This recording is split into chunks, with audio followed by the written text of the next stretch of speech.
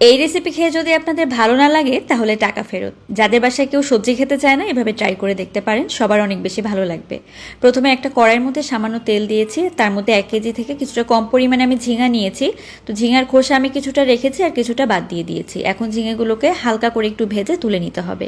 এদিকে 1 টেবিল চামচ পরিমাণে কালো সরিষা, 1 টেবিল সাদা সরিষা, 1 চামচ নিয়েছি পোস্ত দানা, 7-8টার মতো কাঁচামরিচ নিয়েছি মাঝখান থেকে ভেঙে, আর তার সাথে মিডিয়াম সাইজের একটা রসুন নিয়েছি। এগুলোকে ভালো করে ব্লেন্ডারে ব্লেন্ড করে নিতে হবে।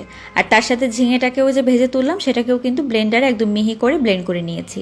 এখন তেলের মধ্যে আমি প্রথমে শুকনা মরিচ একটু ভেজে নিলাম 3-4টার মতো, তারপরে ওই যে ব্লেন্ড করে রাখা মশলাটা দিয়ে দিলাম। মশলাটাকে এখন খুব ভালোভাবে ভেজে নিতে হবে। তার মধ্যে 1/2 চামচ হলুদের গুঁড়া, স্বাদ মতো লবণ দিয়েছি। এখন এভাবে মশলাটা ভেজে নিয়ে যতক্ষণ উপরের দিকে তেলটা ভেসে না উঠছে, আমি একদম শুকনা শুকনা করে মশলাটা ভেজে নিয়েছি। এরপরও যে ব্লেন্ড করে রাখা ঝিঙাটা ছিল সেটাকেও কিন্তু দিয়ে দিয়েছি। আর এখন ঝিঙার মধ্যে যে অবশিষ্ট পানিটা আছে সেটা একদম শুকিয়ে এসে এটা পুরো একদম শুকনা হয়ে আসা পর্যন্ত অপেক্ষা করতে হবে। তো এরকম চুলার আঁচটা বাড়িয়ে দিয়ে কিছুক্ষণ নাড়লে যখন পানিটা শুকিয়ে যাবে, মজাদার ঝিঙের ভর্তা কিন্তু একদম রেডি।